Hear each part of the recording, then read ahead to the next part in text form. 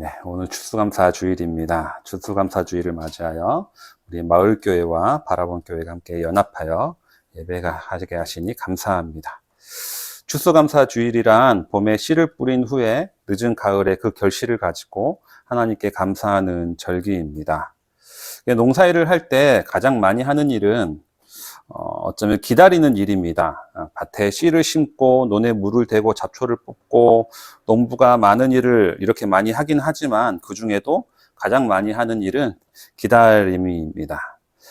농사일이라는 것이 농부가 열심히 일을 한다고 해서 열매 맺는 계절이 빨리 오는 것도 아니고 일을 적게 한다고 해서 열매 맺는 계절이 늦게 맺는 것도 아닙니다. 열매를 맺기 위해서는 농부의 많은 기다림을 필요로 합니다. 저희 가정도 몇 년 전에 이제 교회 사택에서 생활할 때에 사택 꼭대기층을 사용했기 때문에 옥상을 사용할 수가 있었습니다. 그래서 동사무소에서 이렇게 상자 텃밭을 신청해가지고 옥상에 텃밭을 심었는데 상추도 심고 방울토마토도 심고 이런 것들 심고 나니까 언제 열매 맺나 수시로 막 옥상 올라가면서 열매 맺나 기다렸던 기억이 있습니다. 이렇게 오랜 기다림을 통해서 열매를 맺을 때 그때 결실을 주신 것이 내 노력이 아니라 하나님이심을 인정하게 됩니다. 그로 인해서 하나님께 감사하는 것이 이 추수감사주일의 의미라고 볼 수가 있겠습니다. 그렇기 때문에 하나님께 감사를 드리기 위해서 가장 필수적인 것은 기다림입니다. 기다림이란 내가 능동적으로 어떤 행동을 하는 것이 아니라 조급해하는 자신을 다스리고 가만히 서서 하나님의 일하심을 바라보는 시간입니다. 기다림이란 겉으로 보기에는 아무것도 하지 않는 소극적인 행동인 것처럼 보여지지만 사실은 나의 주권이 하나님께 있음을 인정하는 적극적인 행위입니다. 내 인생의 주관자가 하나님이심을 인정하고 역사의 주관자가 하나님이심을 인정하는 사람은 기다릴 줄 아는 사람입니다. 그렇기 때문에 하나님은 믿음의 조상 아브라함이 그토록 바라는 아들을 바로 주시지 않았습니다. 100세가 될 때까지 기다리게 하셨습니다. 왜냐하면 100세가 되었을 때에 인간의 능력으로 할 수 있는 모든 가능성이 사라졌을 때 비로소 아들 이삭을 하나님이 주신 것이라 인정하고 진정으로 감사할 수 있기 때문입니다. 실제로 아브라함은 어떻게든 자신의 후계자를 만들려고 했습니다. 처음에는 조카 롯을 자식처럼 키웠지만 아브라함을 떠났고요. 자신을 신뢰하는 종 엘리에셀을 후계자처럼 생각했지만 하나님이 인정하지 않았습니다. 나중에는 첩을 통해서 이스마엘을 낳았지만 그도 역시 하나님이 인정하지 않았고 오히려 그 이스마엘을 낳은 하갈이 본부인 사라를 업신여기기까지 했습니다. 내 힘으로 자식을 낳고 후계자를 세우려고 했던 아브라함의 욕심이 오히려 집안을 어지럽히고 불행하게 만들었던 것이죠. 결국 아브라함이 자신의 무력함을 인정하고 도저히 아들을 가질 수 없다고 생각했을 때 하나님은 아들 이삭을 허락하셨습니다. 이렇게 아브라함의 오랜 기다림은 자신의 아들이 하나님이 주신 것임을 인정할 수밖에 없게 되었고 온전한 감사를 드릴 수 있게 되었습니다. 그래서 아브라함 관련된 이야기를 읽다 보면 이해 안 가는 부분이 어떻게 아브라함은 그렇게 어렵게 낳은 아들을 이삭을 하나님께 바칠 수가 있었을까? 100세가 넘어서 낳은 소중한 그 하나뿐인 아들을 어떻게 바쳤을까? 그 이유는 아들 이삭이 온전히 하나님께서 주신 것임을 인정할 수 있었기 때문에 그러했던 것 같습니다. 그렇기 때문에 감사의 크기는 기다림의 길이와 비례합니다. 기다림이 길어질수록 우리가 하나님의 은혜를 기억하고 감사하는 것이 더 커지게 됩니다. 기다림이라는 것은 무의미하고 허무한 시간이 아니라 내 인생이 하나님의 손에 있음을 인정하도록 나를 만들어가고 다듬어가는 시간입니다. 우리 시대에 하나님을 향한 감사의 마음이 사라지는 이유는 이러한 기다림의 시간이 줄어드는 것과 관련이 있습니다. 우리는 농촌이 아니라 도시를 살아가고 농경 시대가 아니라 정보화 시대를 살아가고 있기 때문에 사실 우리는 기다림을 많이 필요로 하지 않습니다. 이 시대를 살아가고 경쟁력을 갖추기 위해서는 오히려 최대한 빨라야 됩니다. 인터넷에서 쇼핑을 하면 이길 배송은 당연하고요. 이제 당일 배송이 가능한 시기대로 우리는 살아갑니다. 로켓 배송, 쓱 배송, 샛별 배송 등의 이름을 붙여가면서 더 이상 기다릴 필요가 없다는 것을 강조합니다. 쿠팡이 창업 이래 8년 동안 계속해서 영업적자임에도 불구하고 그래도 매년마다 해외로부터 수십억 투자를 받는 이유는 이 로켓 배송이라는 배송 시스템이 경쟁력이 있기 때문이라고 합니다. 그 결과 쿠팡은 올해 8년 만에 11월 달이 되어서 최초의 흑자를 기록했습니다. 과거에는 내가 모르는 사건이나 질문이 생겨나면 왜 그럴까 고민하고 생각하고 사유하는 시간이 있었는데 이젠 그럴 필요가 없습니다. 바로 스마트폰으로 검색이 가능하고요. 컴퓨터 부팅하는 속도도 5분, 6분 예전에는 기본적으로 기다렸는데 이제 10초도 기다릴 여유가 없습니다. 버스나 지하철도 기다릴 필요 없고요. 언제 정류소에 도착하는지 시간이 다 알려줍니다. 은행 가서 대기하는 시간도 사라지고 이제 스마트폰으로 송금합니다. 물론 지금도 기다리는 시간이 있긴 합니다. 약속 시간 늦는 사람 기다릴 때도 있고요. 세탁기 다 돌아가는 시간 기다릴 때도 있지만 우리는 그 시간마저 허투루 쓰지 않습니다. 어떻게든 스마트폰으로 영상을 본다거나 카톡을 한다거나 음악을 듣고 SNS를 끊임없이 합니다. 검색합니다. 우리는 항상 어떤 활동을 끊임없이 하려고 하고 가만히 기다리지 않습니다. 사실 무엇인가를 기다린다는 것은 쉬운 일이 아닙니다. 막막하고 답답하고 불안함을 이겨내야 하는 일입니다. 기다림의 결과가 어떻게 될지 미래를 알 수 없기 때문입니다. 또 시간 낭비처럼 생각도 됩니다. 그렇기 때문에 우리는 우리가 가진 지식과 기술을 총동원해서 어떻게든 이 기다림의 시간을 줄이려고 노력해 왔습니다. 문제는 이렇게 기다림의 시간이 줄어들고 있는데 그러면 우리의 시간은 더 여유로워졌느냐? 그렇지 않다는 겁니다. 미국의 과학 저술가 제임스 글릭은 현대인들이 빨리빨리 병을 앓고 있다고 말하면서 이렇게 말했습니다. 세탁기, 밥솥, 로봇 청소기 등은 시간을 아껴준다는 자동화 도구를 더 많이 장만했는데 우리는 더 많은 시간 전략 도구를 장만할수록 더욱 시간 압박감에 시달리게 되었다. 이렇게 말하고 있습니다. 독일에서 활동하고 있는 한국의 철학자 한병철 교수는 자신의 책 시간의 향기에서 이렇게 말하고 있습니다. 현대인의 시간의 지속성은 사라지고 계속 작게 쪼개지기 시작해서 원자되어가고 있으며 그 결과 시간이 계속해서 사라지고 있다 말하고 있습니다. 그렇다면 그 원인은 무엇인가? 한병철 교수는 활동적 삶의 절대화가 그 원인이라고 얘기합니다.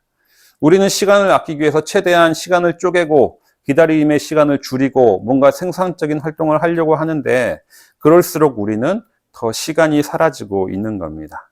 한병철 교수는 시간의 향기가, 시간의 무게가, 시간의 의미들이 사라지고 있다라고 얘기합니다. 제가 이전 교회에서 이제 다른 목사님들의 게임에 빠져가지고 포켓몬고라는 게임을 했습니다. 이 게임 기본적으로 이제 포켓몬을 잡고 포켓스탑 돌리고 체육관에 가서 하려면은 핸드폰을 들고 거리를 돌아다녀야 되는 게임입니다. 그러다 보니까 어떤 부모들은 자녀들이 포켓몬고 덕분에 그나마 집 밖에 돌아다니게 됐다고 좋아하는 분들도 있기도 하는데요. 저희도 열심히 목사님들 같이 돌아다녔습니다. 봉구차 타고 같이 포켓몬 잡으러 막 다니고 했었는데요. 그러다 같이 하던 어떤 목사님이 GPS 조작하는 방법을 배웠습니다. 그래가지고 걸어 다니지 않아도 가만히 앉아 또 잠실에 있는 포켓몬을 잡고 미국에 있는 체육관에서 레이드를 뛰고 막 그런 일들이 일어난 것이죠. 그 목사님을 보니까 그걸 배우자마자 2, 3주 동안 밤을 새면서 게임을 하는 걸 봤습니다.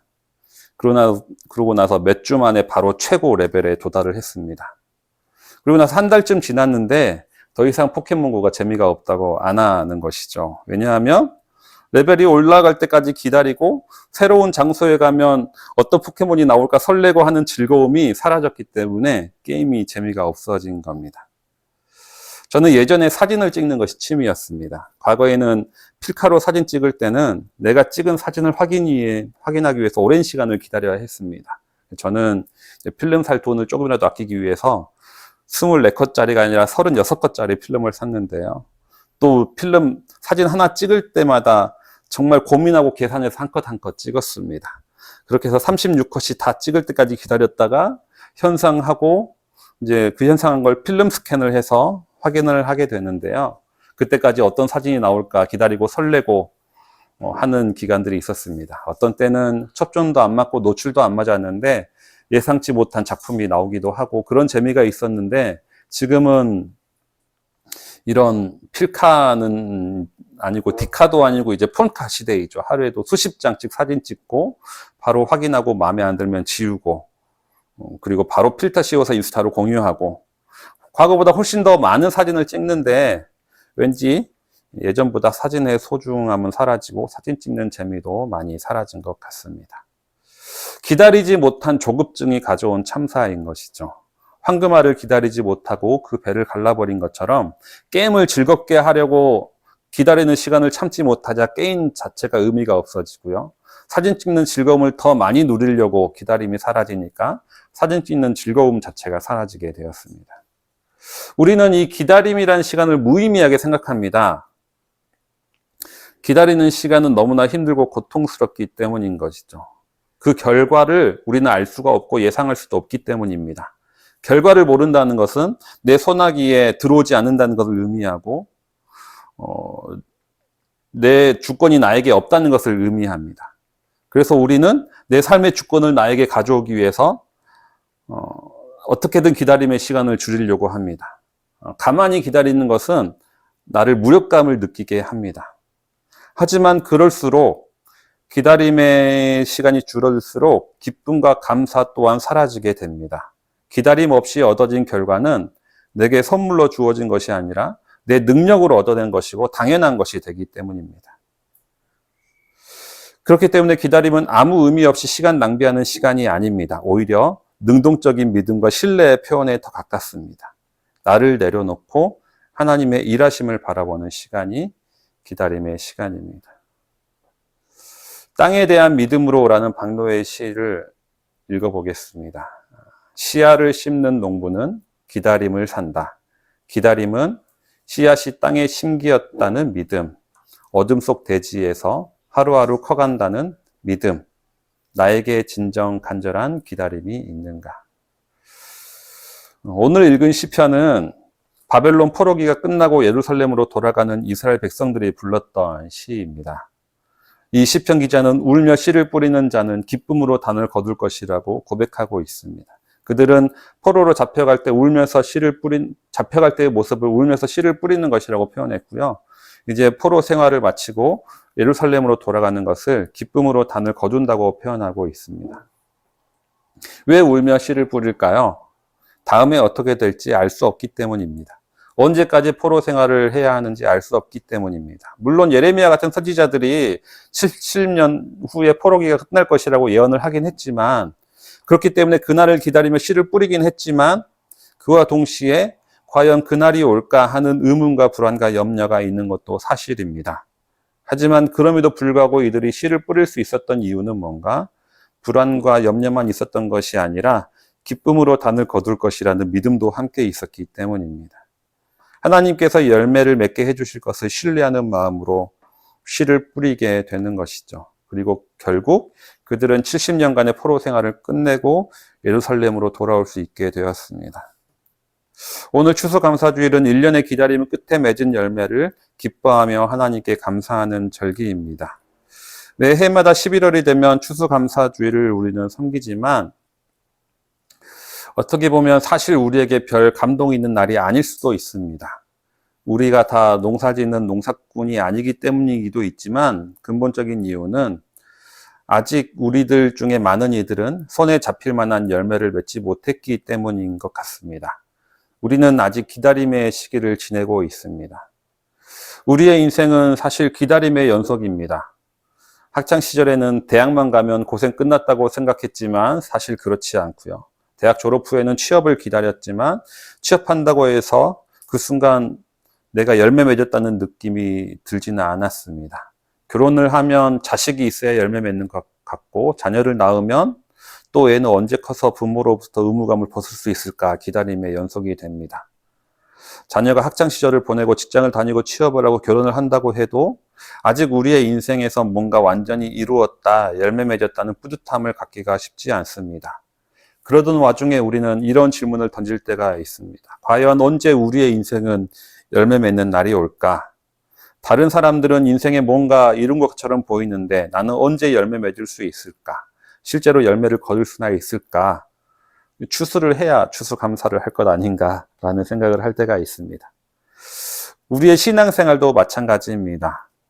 우리의 신앙은 언제 열매를 맺게 될까? 다른 사람들 보면 하나님과의 친밀함을 이미 누리는 것처럼 보이고 성경 지식도 상당하고 성품도 변화되고 고난 속에서도 잘 견뎌내는 것 같은데 나는 맨날 교회 나가고 신앙훈련 한다고 해도 성령이 있는 것도 지겹고 기도하는 시간도 너무나 힘들고 아직도 작은 말 한마디에 상처받고 남에게 싫은 소리 자주 하고 작은 어려움에 무너지고 대체 언제 나는 인격적인 성숙을 이룰 수 있을까? 하나님이 과연 내 안에 착한 일을 시작하신 한 걸까? 열매나 맺을 수 있을까? 이런 생각이 들 때도 있습니다. 하지만 이러한 기다림의 시간은 절대 무의미한 시간이 아닙니다. 기다림의 시간은 하나님이 내가 주도하는 삶에서 그분이 주도하는 삶으로 바꾸어 나가는 기간입니다. 이 기다림이 깊어질수록 하나님을 향한 기쁨과 감사는 더 커지게 될 것입니다. 울며 씨를 뿌리는 자는 언젠가 하나님이 기쁨으로 단을 거두게 하십니다.